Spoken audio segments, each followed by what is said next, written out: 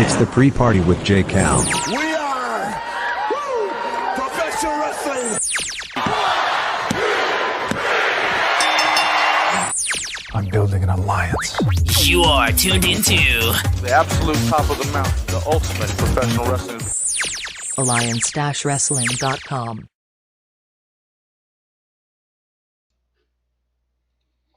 What is up, guys? Welcome to the pre-party with your boy J. Cal, a presentation of Alliance-wrestling.com, your number one source for news and information for the National Wrestling Alliance. As I mentioned, my name is J. Cal, and what is poppin', y'all?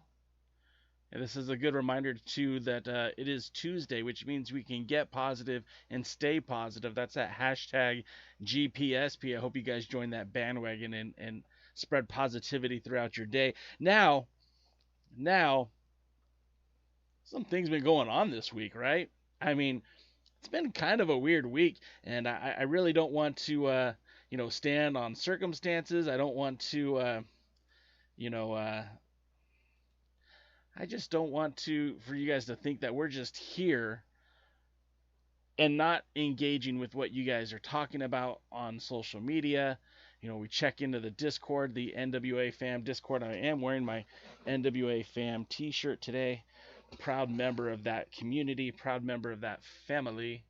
And,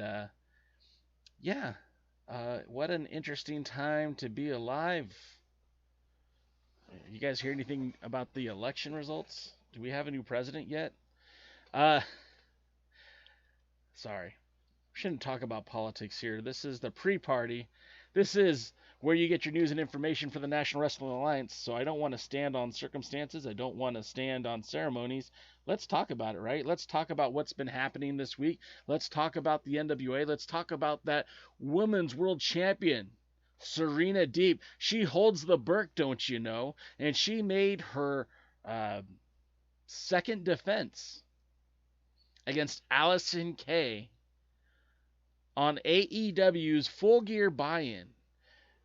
How many of you guys watched that live? I didn't watch it live. In fact, I just watched it this morning. Finally had an opportunity to sit down with, Excalibur and Tony Schiavone and watch Serena Deeb defend the Burke against Allysin Kay. And I was very happy with that match. I was very content with that match. It was a good match. Definitely showcased Serena Deeb in a way, it's probably her biggest challenge to date, considering it's only her second defense.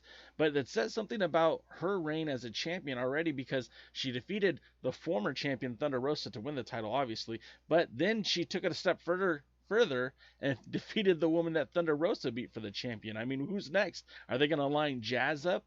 Can we get Casey Carlisle back in action? I mean, what's Santana Garrett up to these days? Can somebody call Barbie Hayden? Because I think at this point, Serena Deeb is just going to line them all up and stack them all up and run right through them all. That is unless she decides to step back into the ring with Thunder Rosa. See, I'm not entirely convinced Thunder Rosa is done with the Burke. We said it here a couple weeks ago. We'll say it again. Her contract is through 2021. Through 2021. And she's got big plans post her run in the NWA. And who knows? Maybe she stays a member of the National Wrestling Alliance. It depends on how many zeros they put on that paycheck, right? But the opportunity for her to showcase herself, be it in All Elite Wrestling or Primetime Live, has certainly been a luxury for the former Women's World Champion. And if I were Billy Corgan, which I'm not, if I were Billy Corgan, I think my plans would be at this point to try to lock up Thunder Rosa even longer term. I'm not going to try to play devil's advocate here, but Thunder Rosa is a huge resource, not just in terms of in-ring talent and in-ring ability, but she's also, Mission Pro Wrestling. Anyone ever heard of that? I mean, they're basically showcasing women wrestlers, the same women wrestlers who are currently not locked up. Most of them are not locked up under contract, could certainly make their way to NWA Power when that returns. And I know we keep talking about the return of NWA Power, and I still feel like we're at least several months away from that happening. I don't think it's going to happen in 2020, but could you imagine an influx of competent women performers entering that ring? Wrestlers. Can you imagine wrestlers entering NWA Power? Women wrestlers. Sorry if I'm being redundant. Sorry if I'm being a little tongue-in-cheek here, but I just feel like the NWA Women's Division could highly benefit from such a influx of talent. Let's see here. I've got people who are coming on, messaging me. I thought this was important. It's not. So, as it goes, as we present itself, one thing I think would be pretty cool, and what's kind of cool about this whole thing is the synergy, if you will. And I know that's a buzzword from a few years ago, but every once in a while it fits into professional wrestling, and right now it fits because there's a synergy between the National Wrestling Alliance, for all intents and purposes, is on hiatus. Let's face it. When was the last time the NWA sanctioned a match by itself? Promoted an event by itself? It hasn't. It hasn't since January. So the NWA has kind of been in the stalling pattern, waiting for something, waiting for what's next. And in the meantime, you have Thunder Rosa, who's been competing all over the world, well, all over the United States, we should say, but making an impact in AEW, no pun intended, making that impact on Primetime Live, no pun intended, and that Women's World Championship, the Burke changed hands on Primetime Live with a competitor from AEW who has now defended that title twice in AEW against non-NWA wrestlers. That's kind of like a weird synergy thing. I mean, how cool would it be if the rematch happens on Primetime Live? Thunder Rosa versus Serena Deeb. Or even better yet, what if that rematch happened at Mission Pro Wrestling's Run It on December 11th? I mean, I'm just speculating, guys. No one tells me anything. This is just pure speculation. Things that I would like to happen that haven't happened.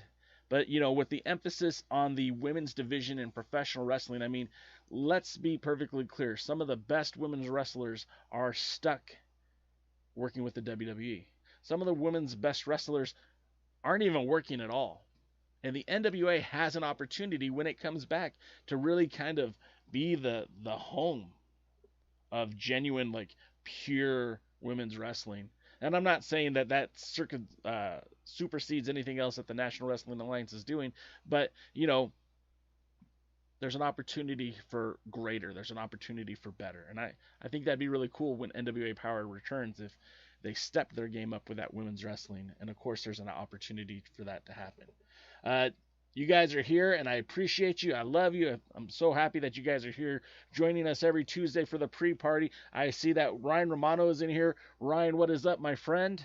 Hope you're having a positive day. We've got Lamb some, and he says that match was pretty good for just a pre-show match. Absolutely. I thought that was a stellar match. Woodland Goblin's in the house. What's up, Woodland Goblin? Dave Scooby says, Mission Pro can be a feeder for the NWA and AEW. The women have been greater whether on MPW or AEW Dark. Absolutely. And again, talk about that synergy working together. Why not? Ryan Romano says, Thunder Rosa versus Baby D is set for MPW Run It Back unless Thunder Rosa wrestles 2 matches that night. I mean, card is always subject to change. And again, I'm not the one booking it. That's a question for Brian. That's a question for Thunder Rosa.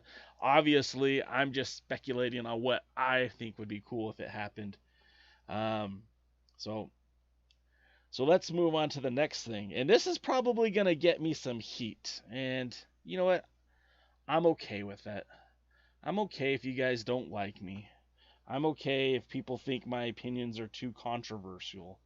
I get it. Sometimes my most pure intentions are just to represent the National Wrestling Alliance. Sometimes people don't respond to my truth as well as they respond to their truths. Now, what does that mean? What am I getting at? Well, we just recently had a discussion on the NWA Fam. You guys see that? The NWA Fam Discord. It's actually last week, and I don't know, I felt like maybe I offended a few people with my opinions. I feel like maybe I upset a few people because, and this is not a shot at those who love Nick Aldis, because you know what? He has done a fantastic job as World's Heavyweight Champion. In fact, I like Nick Aldis. In fact, I would say that Nick Aldis' first reign as NWA World's Champion was about as perfect as you could get. I don't think they took a single misstep. I don't think they messed up at all, actually. I think his first, from December 9th, 2017 to September 1st, 2018, I think everything that Nick Aldis touched turned to gold. 10 pounds of gold, if you will. I really feel like Nick Aldis represents the NWA very well. But there's a caveat to that. See, the NWA,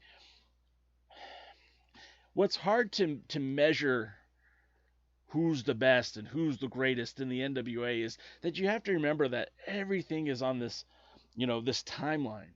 And things have changed drastically since 1948 and 2020. I mean, there's so much that's changed and evolved, where in the old days, wrestling was high art for television. It was featured weekly, daily in some areas. That 3 or 4 times a week you could turn on wrestling and find it. And of course the TV shows were there to essentially, back in those days, a lot of mom and pop television shops promoted wrestling events to sell the TVs because it was such a hot commodity. And again, that was in the era when things were worked and it was less shooty. And, this was a time and place when wrestling fans, I mean, it was real. It was real to them. We go all the way from from Lou Thez, right, to Ric Flair, that whole span. I mean, you could talk about like, well, what are the accomplishments of Gene Kiniski versus the accomplishments of Dory Funk Jr. But I mean, these wrestlers kind of had that same area, same time frame. And I know that we're talking about a difference of 20 years here and 30 years here, but essentially wrestling was wrestling. You can catch it on TV, you can catch it at live events, but wrestling was wrestling.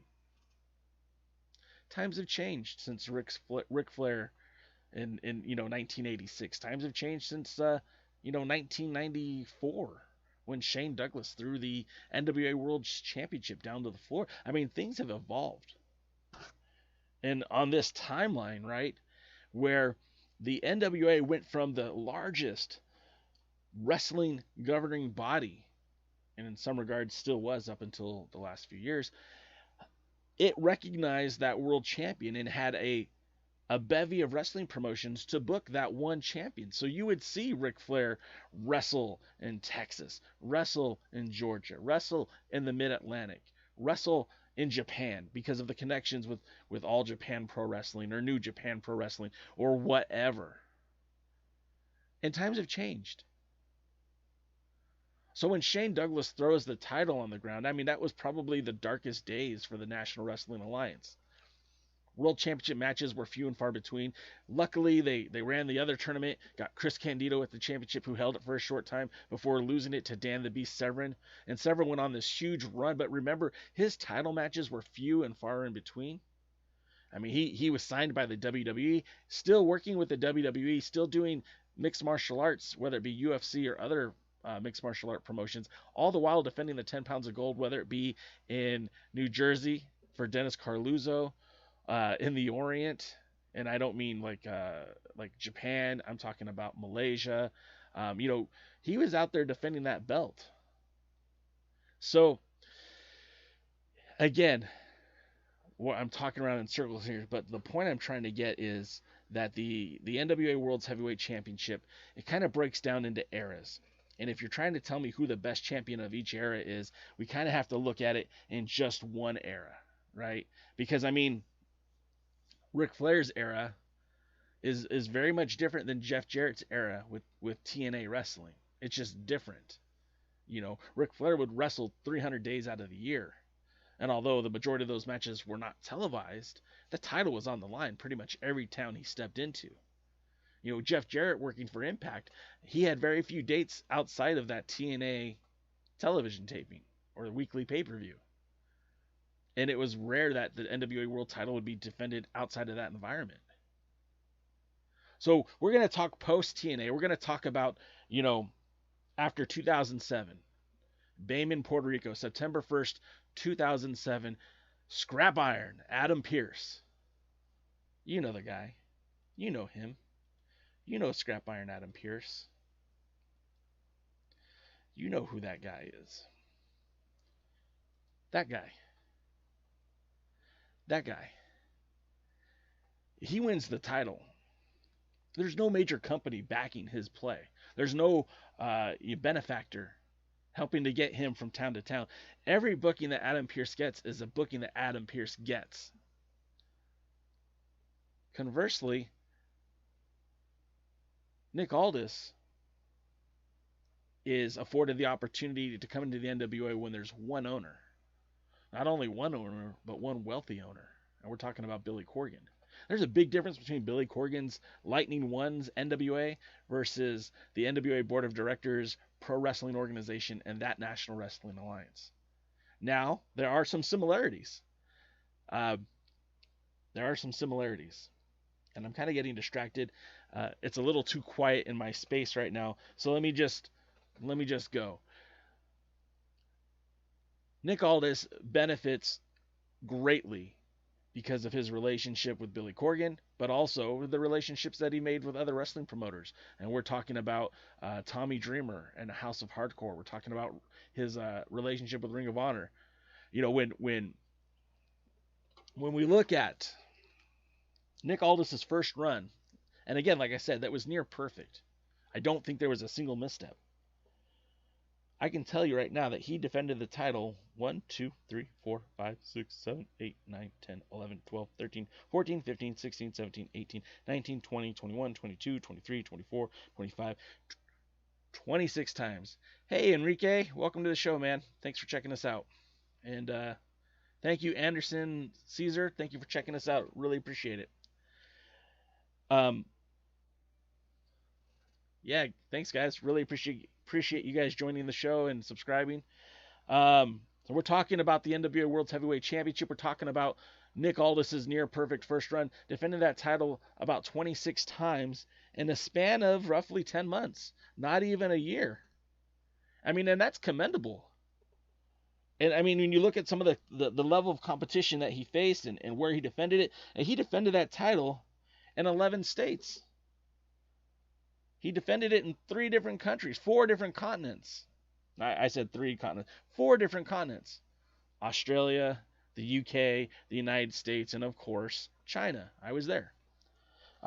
He faced, and I know some of these wrestlers' names have aged out of acceptance, but guys like David Starr, who was considered a big-time wrestler when they faced off, Sam Adonis, Tommy Dreamer, who, although past his prime, still is kind of a draw on the independents. Mr. Anderson, Flip Gordon, Jonah Rock, also known as WWE's Bronson Reed. I mean, these are some great wrestlers from all up and down, all walks of life. Colt Cabana in China, of course, Lance Anoa'i in New York. But again, so many different title matches in the UK, different title matches all throughout the country. It's very impressive. But then I would argue that if you look at what Scrap Iron Adam Pearce did on his 3rd reign, and really as I wrote this all up for the 3rd reign, but I think his 4th reign would be a little bit more appropriate. Let me get to the 4th reign, and I hope you guys don't mind me reading from a computer screen. But on his 4th reign, Scrap Iron Adam Pearce defended the title 1, 2, 3, 4, 5, 6, 7, 8, 9, 10, 11, 12, 13, 14, 15, 16, 17, 18, 19, 20, 21, 22, 23, 24, 25, 26 times. A lot like Nick Aldis' first reign. And in fact, Adam Pearce won the title on July 31st, 2011. At the Ohio State Fair by defeating Chance Prophet, Jimmy Rave, and Shawn Tempers. At the time, Chance Prophet was the NWA National Champion. Shawn Tempers was the NWA North American Champion. And Jimmy Rave was a former NWA World Junior Heavyweight Champion. The names that he defeated along the way were Zach Salvation, Phil Shatter, Eric Watts, Jacobs Pliskin, Dr. Cleaver, Danny Gurnell, Zach Zaber Jr., Rash Brown, Vance Nevada, Eli Drake, Kyle Matthews, Emil Stossel, B-Boy, Joey Ryan, took the title to Australia, defended it against TNT, Mike Peterson, had lots of matches in Canada, Mark Posey, Cahagas, and of course, ended up losing the title to Colt Boom Boom Cabana. So, in that 4th reign, he traveled the same place, or similar places to where Nick Aldis did. Obviously, Nick Aldis had more defenses in the United Kingdom and had that defense in China that, again, I don't think any NWA World Champion will have an opportunity to do that again anytime soon. But Adam Pearce defended the title in Germany against Emil Stossel, who is one of the bigger names in that country. So, I mean, there are a lot of parallels there. And if you look at some of the names, I mean, Australia, he was there. Canada, Nick Aldis didn't make it to Canada in his first run, I don't believe. So, I don't think it's as cut and dry as people think it is in terms of the NWA World Heavyweight Championship. I hear a lot of praise given to Nick Aldis, and like I said, that first title run was nearly perfect. Nearly perfect. But I just showed you that in Adam Pearce's 4th title run, it's very comparable in terms of dates and locations of where he defended. But if you want to look at his 3rd title run, which I think had more notable opponents, I mean, his 3rd run started on March 14th, 2010 and ended on March 6th, 2011. He defeated Blue Demon Jr. and Phil Shatter, who is that would be WWE's Jackson Riker. He defeated the likes of Bam Neely, Kevin Martinson, Joey Ryan, Sean Waltman, Danny Duggan, Ryan Taylor, Brian Danielson. You guys might know him as Daniel Bryan. Shatter, Charlie Haas, Scorpio Sky, Danny Duggan, Flash Flanagan. Again, Colt Boom Boom Cabana, former WCW standout, the Maestro. So, I mean, again, these are some great names that Pearce has faced too. I don't want to take away from Nick Aldis. I don't. But you can't tell me that his run as world champion is so much superior to Adam Pearce's. In fact, since his second reign, Nick Aldis has defeated, he's had some great matches too, but the amount of defenses dropped. Where he's traveled to defend the title has dropped. Now, he beat Cody on October the 21st, 2018. I was there. He would go to Maryland, fight Brandon Scott again, Jake Hager at the WrestleCade 2018. Sean Blanchard, you guys don't even know who that is. Defeating Brian Cage at House of Hardcore, that's a great victory for him. Defeats Tito, Bad Dude Tito in Hollywood, another good victory for him. Billy Gunn in Puerto Rico, again, good victory for him. Ricky Knight Jr. in the UK, another good win. Jimmy Havoc, James Storm at the pop-up event, PJ Black in Ring of Honor, Shane Strickland, that's a huge victory for him. And then Marty Scurll at the Crockett Cup. Then he goes back to the UK for a few more matches, back in the United States against Dirty Money. And then NWA Power kicks off. And this is where things start to slow down. When NWA Power episode number 1 airs, he has, let me see. 1, 2, 3, 4, 5, 6, 7, 8, 9. 9 matches since NWA Power started, he's defended the title 9 times. We've just surpassed a year, and he's defended the title 9 times. Now, I know, guys, let me preface this by saying I know that Nick Aldis is champion in an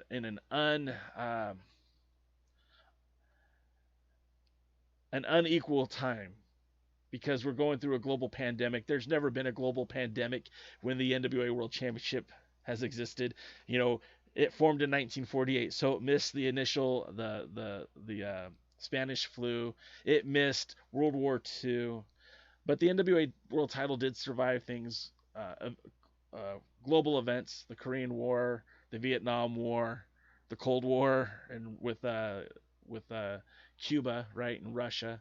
It survived, September 11th. It survived a lot of big things since, and I know it's uncomparable, but the NWA World Champion has basically been dormant since January to August of 2020, which could be expected. But then when August kicked off, we didn't see the return of the NWA World Heavyweight Title right away. We've seen 2 defenses since August 31st at the against Nobi Bryant at the Richland Hills Expo, September 15th against Mike Bennett at Primetime Live.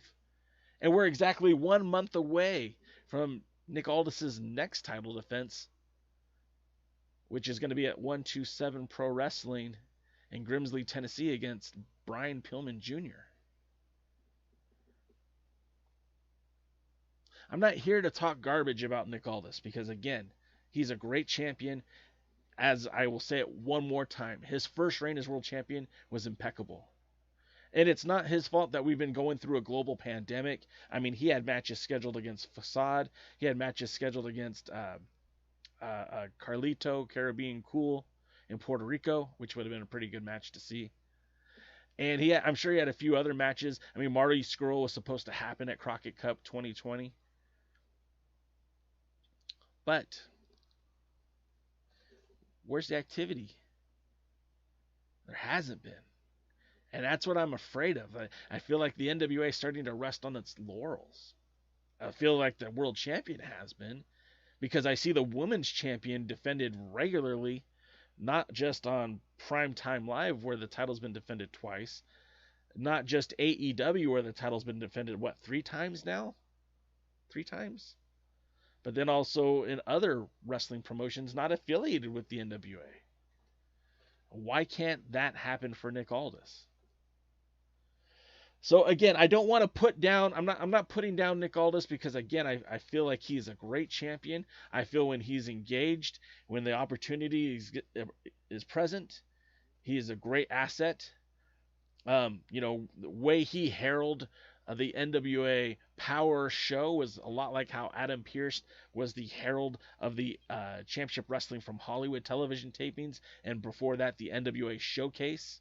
And I do feel like there is an opportunity that, again, when the NWA does finally pivot and finally does get back into producing live television, live wrestling, I really feel like we're going to see the best Nick Aldis we can see. But for right now, I don't want to hear that comparison anymore, that he's the greatest wrestler to hold that title in this modern era, because he's not. He's not. And the film Rocky Balboa, the last installment of Balboa before it went to Creed, there was a storyline in that movie that predicated that all the top boxing officials put Balboa over the current champion, and if Balboa was in his prime, he would beat the current champion. And they even had a computer simulation to showcase just how much better Balboa was than the current champion, which got Balboa out of retirement. I wish somebody could do some sort of computer simulation to show you Scrap Iron Adam Pearce and Nick Aldis. And it doesn't even have to be in Adam Pearce's prime. It could be Adam Pearce today, right now. Because I think if Adam Pearce were to step back into the ring for one last ride against the national treasure, the dealer, the real world's champion, I think, number one, you would all watch it. You would all pay money to watch it. And I'm not talking $7.99 on Primetime Live. I'm talking you're going to drop $30. $30 to watch that matchup. And that match would get me more invested than anything Marty Scurll could ever bring to the table. So again, that's my tirade on that. Thank you guys for humoring me. I needed to get that off my chest. And I'm going to go back to your comments. The Woodland Goblin says, yeah, compare those 26 world title defenses against how many Aldis defended the title in 2019, and that was a full year for Aldis. Yeah, I mean, it's down. It's down. Nick Aldis, again, good champion, great champion, the best champion. I'm going to pull back on that. And I don't know why the title hasn't been defended more on Primetime Live. I don't know why the opportunity hasn't been there for a rematch with he and Cody, or a match with he and Kingston in AEW. Maybe it's just not there. Maybe that is just not an option. But I feel like that title has just been stagnant. Let's see, more of your comments. Lamb says, Aldis versus Bad Dude Tito from Championship Wrestling from Hollywood Milestone 2019 was a good one. It was great. Bad Dude Tito is a bad dude. That is legit. He just won a Brazilian Jiu-Jitsu competition this weekend, gold medal. Didn't lose any points at all. He's a great wrestler, maybe even a better Brazilian Jiu-Jitsu artist, MMA fighter. Dave Scooby says, defend the belt at least once a month with at least 4 to 5 bigger pay-per-view matches a year. Absolutely. And I don't think anyone would complain if we saw the title defended that often. Aldis should show up when the United Wrestling Champion is crowned and welcome them to the championship circle. And whoever wins should then challenge Nick Aldis. I mean, yeah, stranger things have happened, and I wouldn't hate that, honestly. I wouldn't.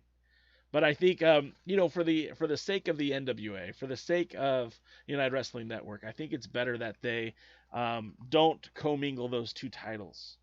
Don't marry them to one another. If anything, this will never happen, but if Mike Bennett wins the United Wrestling Network world title, why not start a faction, right? Strictly business. How about the Miracle business, right? Mikey Bennett, Nick Aldis, Thomas Latimer. There you go, man. The story writes itself. I can't begin to tell you how much I would be excited to see that happen.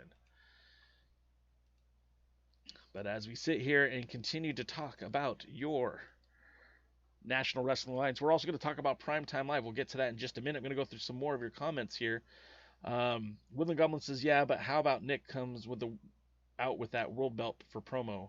We haven't even seen the belt since the match against Bennett in September. Yes. And I'm sure, like, we're a month away from Flying Brian Jr. versus Nick Aldis, and I bet you there's going to be a 10 pounds of gold for that, and I bet you the hype machine is going to be running on all cylinders, because I definitely think that Nick Aldis, he needs these victories. He needs this showcase, and he needs you to watch. He needs you to believe that he is the dealer. His promos will be money. Oh, man, could you imagine the promos that Pearce and Aldis would have? Woo! I know it's not going to happen, guys. I know I'm barking up the wrong bush, but good Lord. Now, let's see. Terry McDermott says, I agree, he is not. And Woodland Goblin says it's a joke. Oh, I love Stinson, but he said 2 weeks ago that he believes Aldis is the best, even better than Flair. Look, Aldis is great. He is great. He's definitely great. Please, when you guys tweet out this video, make sure that's the point that you hear me emphasize. Aldis is great. I'm not taking away from Aldis's greatness. I just feel that he's gotten lazy, complacent. 750 days. Okay. But your women's world champion was defending that title back in what, July? The metrics are there, man. If your women's world champion is working harder than the men's world champion, that's a problem. And no, nobody can touch Ric Flair. I tried to ruffle some feathers a few months ago and said, hey, you know, Ric Flair was a byproduct of that time and age, and you could have put anyone in those shoes and had the same results. That was BS. I was trying to ruffle feathers. That's not true. The fact of the matter is, our world's heavyweight champion, whether it be Ric Flair or Nick Aldis, they serve a purpose for sure. But you have to be a special kind of person to take that next step. And Ric Flair is up here. There's nobody that comes close. I mean, you could argue Thez, sure. But Ric Flair is the standard bearer for all other NWA World Champions. And you know what? To be honest, Aldis will tell you that. Adam Pearce would tell you that, and anybody else who's held that title will tell you that. Make no mistake about it. Rob Conway was not on the same level as Ric Flair. Adam Pearce is not on the same level as Ric Flair, and Nick Aldis is not on the same level as Ric Flair. World champion versus world champion at the very beginning after crowning the first United Wrestling Network champion. No thanks. Just let Marquez and crew build up the title the right way, and we could talk about it. Yeah, I mean, I'm okay with that too. Ryan Romano adds, Aldis is not better than Flair. Terry McDermott says, I put Ric Flair and Scrap Iron over Nick. I mean, I know that I'm partial. I mean, how many of you guys in your home have autographed photos from Scrap Iron Adam Pearce? You know, I get it. I know that I had a close relationship with Scrap Iron Adam Pearce. And although some people might think I'm not able to be subjective, I think this is a case where I can be. I've traveled to China with Nick Aldis. I've been in those same venues that Nick Aldis was at. I was at Crockett Cup 2019. I was at Power. I was at Primetime Live. I was there for his Hollywood shows. I followed that champion whenever he was around. NWA 70th anniversary show. I did all those shows except for that New Year's Day pop-up event. And I will tell you, Nick Aldis is great. I don't even think he's better than Adam Pearce. I don't think he's worse than Adam Pearce, but I don't think he's better. Dr. Stinson says that the Burke equals the 10 pounds of gold. When Thunder Rosa had the title with her in the title picture, the Burke is greater than Sweet Charlotte. No doubt in my mind, just my opinion. I mean, look, the Burke in such a short amount of time became credible for three women, right? Because if it wasn't for Allysin Kay winning that title and making that title mean something, then it would have meant nothing when Thunder Rosa won it. And if Thunder Rosa didn't put in that work to make that title meaningful, then it would have meant nothing when Serena Deeb won it. And the fact of the matter is that championship is featured on All Elite Wrestling, a promotion that's not really connected to the NWA other than Thunder Rosa and that championship. Tells me a lot. Now, am I going to put the Burke over the 10 pounds of gold? No. But, Ryan, you're entitled to your opinion. But when business is good, that 10 pounds of gold is the most meaningful title in all of pro sports. We just need business to be good again. So, Prime Time Live, guys. Can you believe it? We're 9 weeks into this thing. 9 weeks! I'm not here to say anything bad about Dave Marquez. I consider him a friend. But I've been a part. I don't want to say I've been a part. I've been a witness. I've been a fan of what Dave Marquez has done over the last few years, over the last 20 years, to be honest with you. Being out in Southern California, and if you guys heard the interview that I did with Dave Marquez, we spent a lot of time talking about what he did in SoCal before joining the National Wrestling Alliance. But he put on shows with the UPW, put on shows with XPW, put on shows with Pro Wrestling Epic, and everything seemed to move him forward to where he was going. The Pro Wrestling Showcase, the NWA Pro Wrestling Showcase, was a very regional style television show that featured just the talent from the local area. When Blue Demon came into the picture, the NWA tried it again, calling itself the NWA Showcase. Now, the first season only lasted about 12 episodes. The second season lasted about 10 episodes. And that you might be questioning, like, well, that doesn't sound very good. It's kind of like NWA Power, right? We got 20 episodes. But the show grew, right? And all of this opportunity, all this showcasing led to the creation of, Championship Wrestling from Hollywood, which again featured talent from across the country. And of course, now we're at Primetime Live. But what I was trying to get to is that Primetime Live lasting 9 episodes is kind of it's already set for 12 episodes, which is kind of a notch in the belt for Dave Marquez and company, because it's showing you that the show's successful. If it wasn't successful, if they were hemorrhaging money, the show would be done. But that's not the case. And I can't get Dave Marquez to specifically say what numbers he has on these pay-per-views, but he's told me more than once that he's happy with the results. Always could do better, but happy with the results.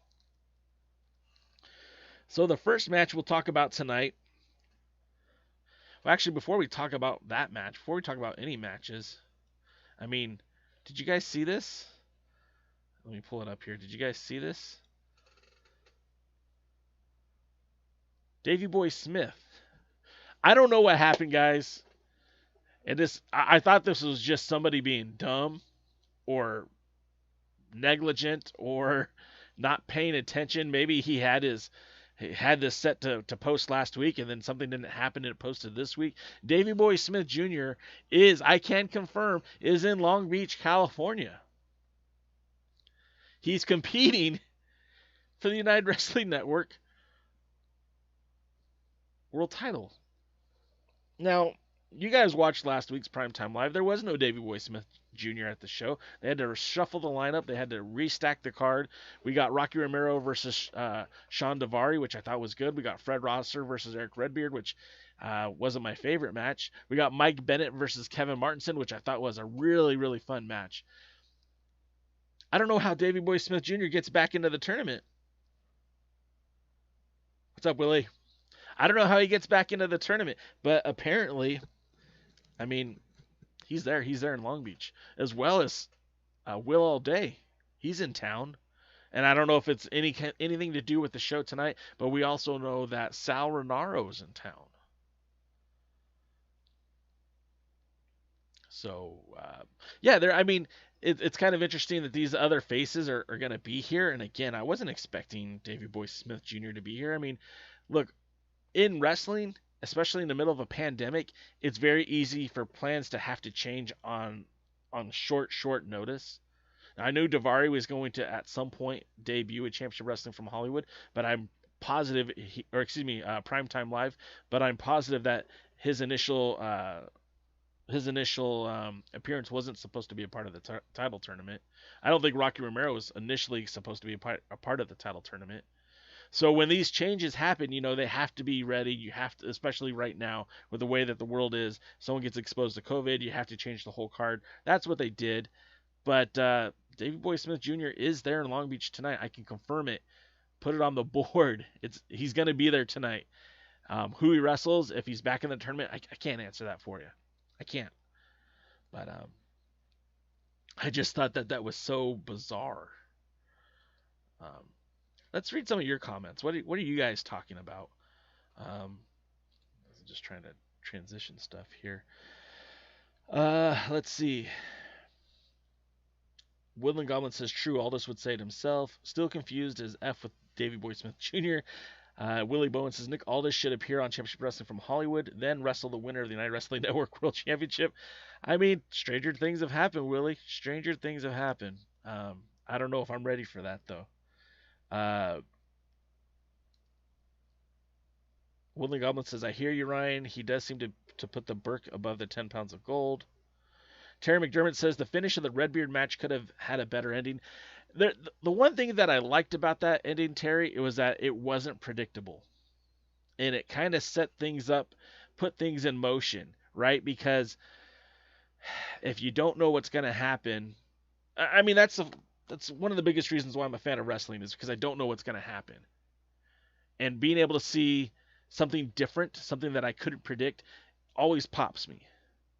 And plus, it gives them an out if for whatever reason, if Fred Rosser does not win his match against Chris Dickinson, he has an out and can always come back as a viable challenger because he was injured. And if he wins, it's even a bigger moment for him because he had to overcome adversity, being injured and facing one of the hottest guys on the whole show. So I like that. It sets up a few opportunities that they can get to later. Robert Bennett, any relation to Mike Robert?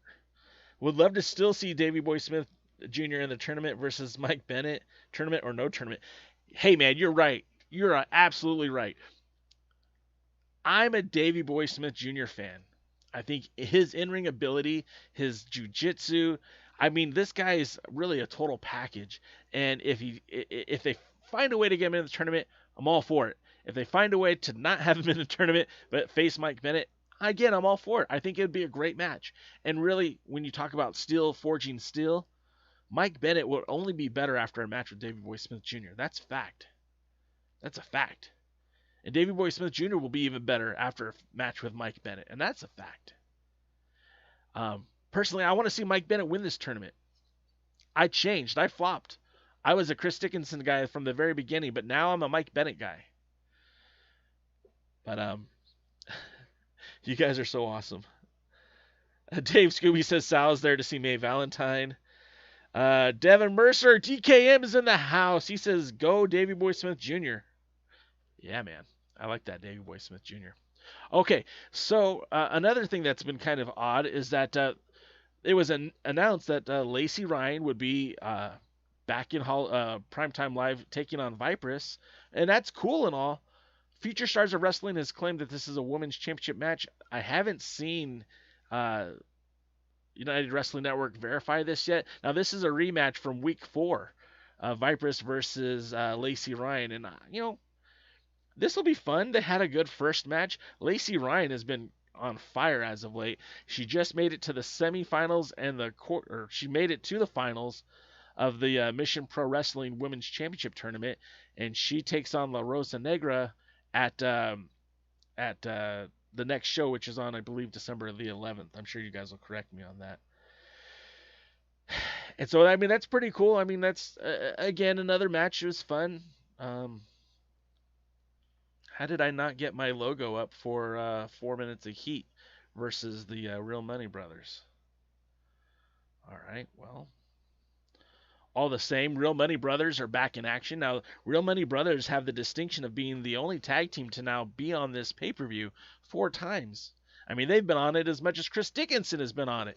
And they haven't exactly had the most successful run. I mean, they beat the Friendship Farm, which is great. It was great to see them make their debut. Or, excuse me, to have that victory against the Friendship Farm. But then, ever since, it's been a struggle. They lost to SoCal Distancing. They lost against the Bodega the last time they were on. And now they're facing 4 Minutes of Heat, who have been kind of up and down on Championship Wrestling from Holly, but one of the more, they've become a United Wrestling Network tag team appearing on Championship Wrestling from Hollywood almost every week now. So this is going to be an interesting match too. I'm not really sure which way you're going to go, but the last time 4 Minutes of Heat were on pay-per-view, they defeated Beef Candy. They have victories over Friendship Farm on Hollywood television, so it'll be interesting to see what happens.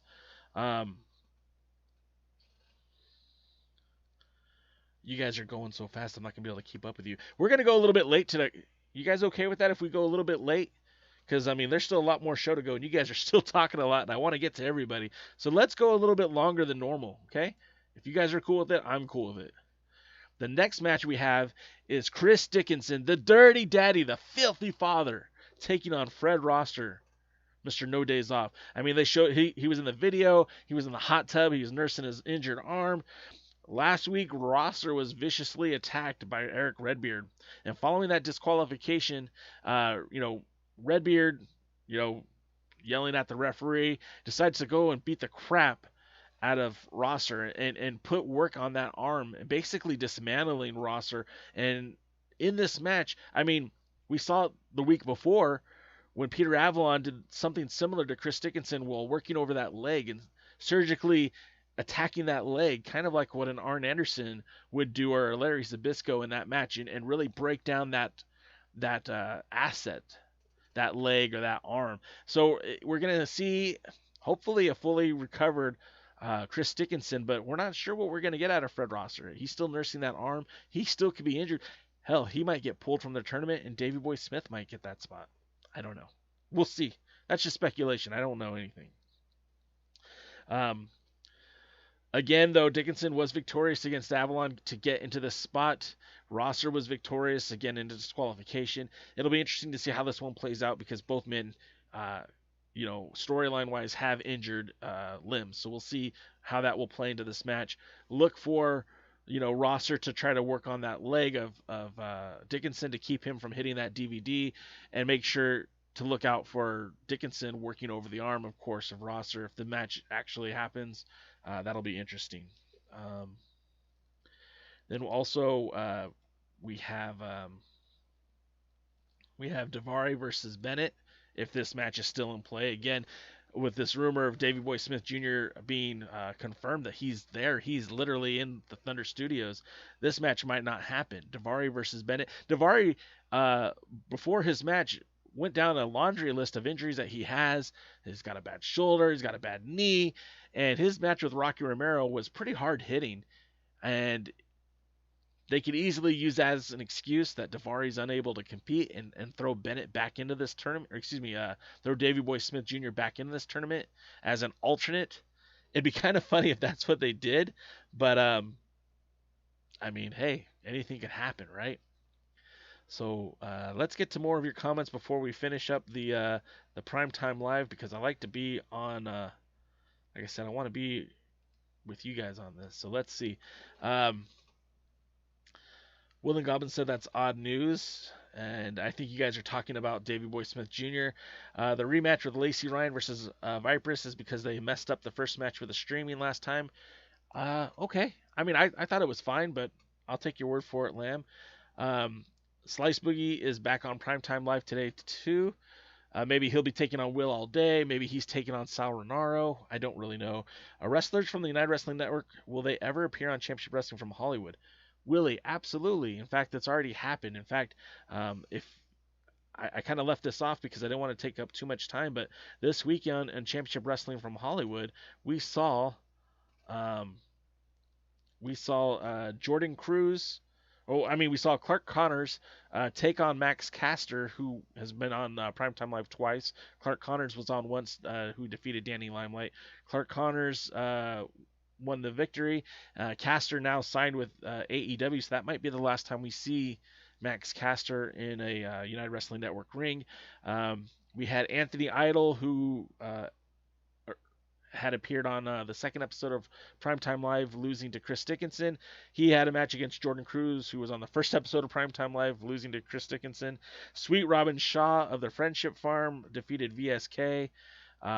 Dan Joseph was on television to, announce that he wants a rematch at Levi Shapiro. Levi Shapiro Levi Shapiro was in the main event taking on not EJ Sparks, take on Jack Cartwright in a match that was kind of screwy. Basically, they paid him off and then still kicked his butt afterwards. Jordan Clearwater defeated Snipes. I mean, Jordan Clearwater was on the first episode of Primetime Live. And then also Ray Rosas, who defended his Hollywood Heritage title just a few weeks ago, was on TV this week defending his Arizona State Championship against EJ Sparks. So, So yeah, wrestlers that are appearing on Primetime Live are also appearing on Championship Wrestling from Hollywood. Chris Dickinson has been on Hollywood. Mike Bennett has not. Fred Rosser has not. Carl Fredericks in the past has. We'll see. We'll see what happens, but I'll keep you updated. Lamb says maybe versus Will Alday. Yeah, I think that's going to be the match. Sweet Stan won a match the other day. Will the Goblin says it also seems that this rematch, Lacey Ryan is not defending her FSW championship tonight against Vipress. And yeah, like I said, it's unknown because Future Stars of Wrestling tweeted that it was, but no one from United Wrestling Network has said otherwise. So as of right now, we'll just keep it as a non-title match until something different happens. Willie Bowen is a fan of Vipress. She's a good-looking girl. DKM is very much a part of Bennett. Ryan Romano says he had to step away to help his niece with an assignment. Welcome back, Ryan. We've been going a little bit longer than usual today. And then Dave Scooby says, should United Wrestling Network record some dark matches before the pay-per-views for future use on the NWA YouTube channel? Dave Scooby, you're going to set me off, brother. 100% they can. And this is where this whole dichotomy of this working relationship with the NWA and United Wrestling Network boggles my mind, because there's certainly an opportunity to. I'm the only person you know who's been at a live Primetime Live pay-per-view, and they did record dark matches. In fact, I saw Eli Drake take on Jordan Cruz on a non-televised match. I also know for a fact, because of David Marquez going live on the Monday before their first episode of Primetime Live, they filmed 2 more dark matches. And it was CC Chanel taking on Camille.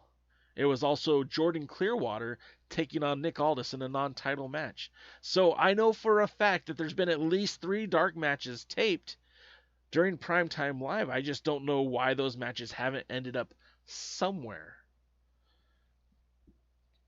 Ryan Romano also says that Lacey Ryan is a beast. She's in the finals for the Mission Pro Wrestling Championship. And then Mike Bennett wins the United Wrestling Network title. So you're with me, Ryan. We're both on that Mike Bennett train.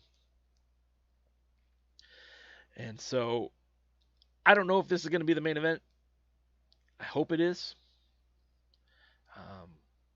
But the NWA World Tag Team Champions are on the line when Eli Drake and James Storm defend the belts against the Question Mark and Aron the Shooter Stevens. Now, the last time we saw Aron Stevens in the ring, he was getting his ass handed to him by Trevor Murdoch, and we had a new national champion crown.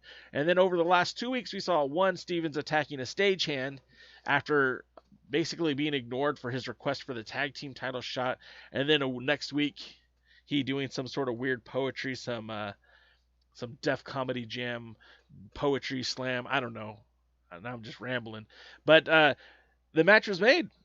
So we are getting the tag titles on the line. And this is kind of a surprise because I thought James Storm was done. Because the NWA had failed to acknowledge either Eli Drake or James Storm as tag team champions since the whole pandemic pause. When they appeared separately on Primetime Live, neither one of them were acknowledged as a current reigning tag team champion. So this whole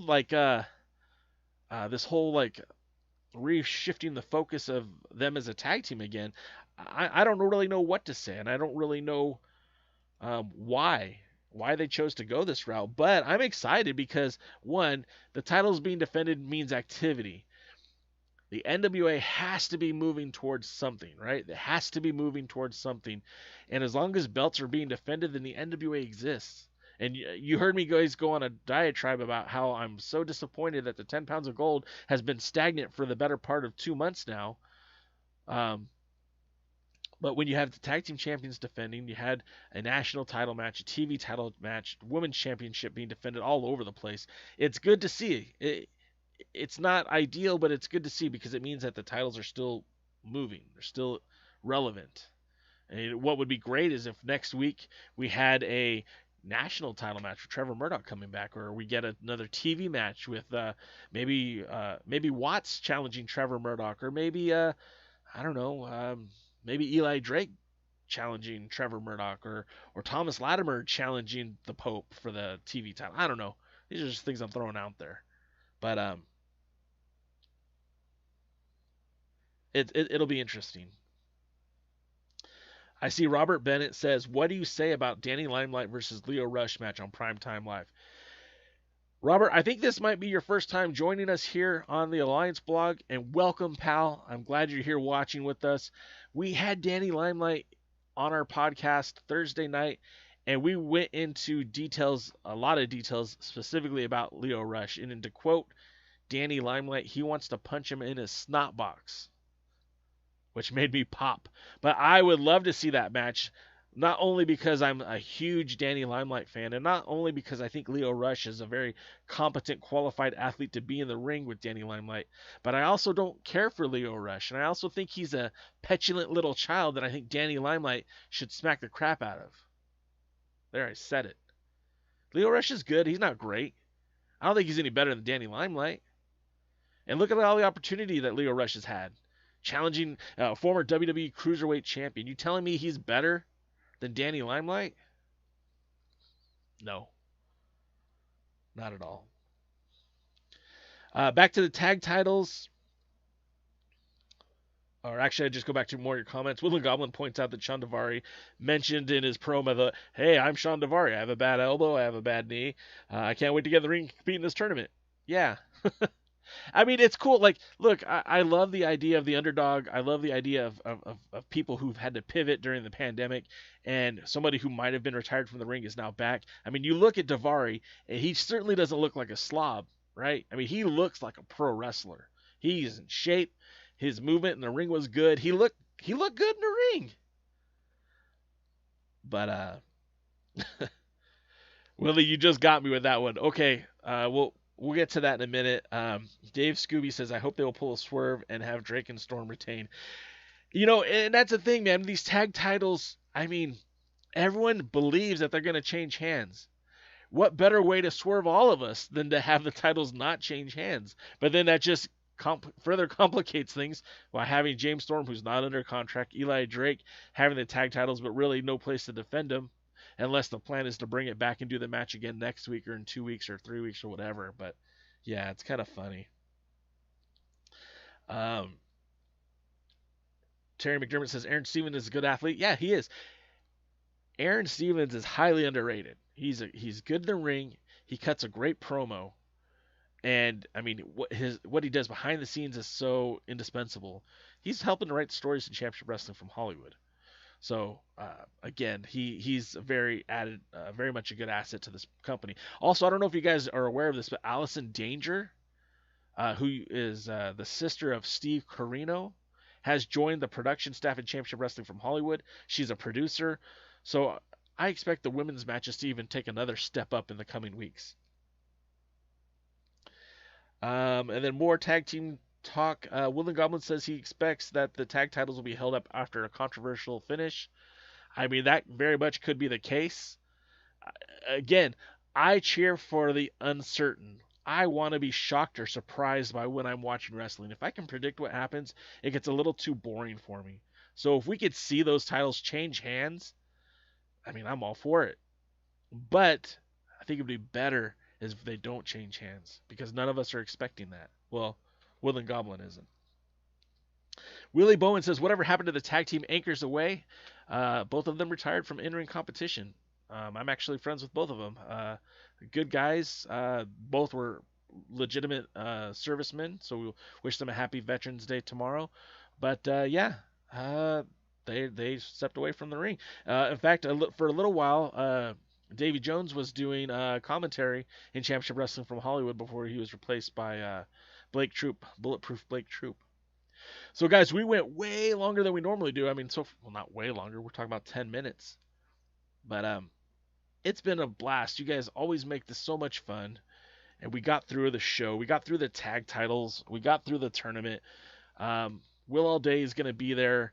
Davey Boy Smith Jr. is going to be there. Sal Renaro is going to be there. If you've been on Twitter, you see the question mark is questioning existence, I guess. He's tweeting question marks. So we'll see what happens tonight. I hope you guys will tune in. If you're new to this show and you've never watched Primetime Live on pay-per-view, you can order it on Fight TV, $7.99. Tonight's episode, I think history will be made one way or the other. We're going to get to the finals of the United Wrestling Network World Heavyweight Champion, or not heavyweight, World Championship, and I think that's going to be really cool. Tag titles will be defended for the first time since January 24th. That's pretty cool. Seeing the NWA just starting to get back to it, I think is very, very cool. So I'm excited for all these things. Sorry, guys. It's been a lot of fun. I, again, really appreciate you guys checking us out. We will be back on Thursday night, 7 p.m. local Pacific time, 10 p.m. Eastern with DKM and the former NWA World Junior Heavyweight Champion, the modern-day hero, Kevin Frazier, as we will talk about what happens tonight and what's happening with the United Wrestling Network and the NWA. It's kind of like the post party. And I hope you guys will check us out for that. And, of course, Fridays, I do the hot tag with Will Martin on Instagram. You want to go to Instagram.com. This is the NWA podcast. And we do the live show there, and that goes on 3 p.m. Eastern, 12 Pacific.